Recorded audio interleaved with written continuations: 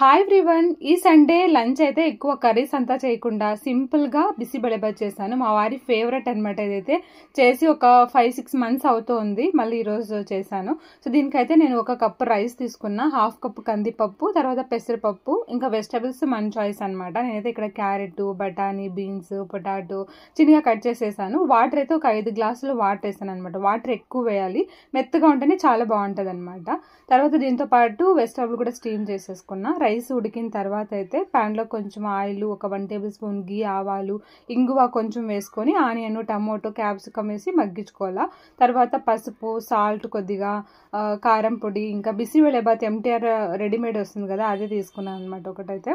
ఇంకా తర్వాత కొద్దిగా చింతపండు రసము కూడా వేసుకోవాలి. కొద్దిగా వాటర్ వేసి రైస్ ఉడికించుకుంటాం కదా, సో రైస్ వేసేసుకొని ఒక 5 మినిట్స్ లో ఫ్లేమ్లో అట్లా ఉడికించుకుంటే సో రైస్ అయితే రెడీ అయిపోతుంది. వేడి వేడిగా కార బూందీ వేసుకొని తింటే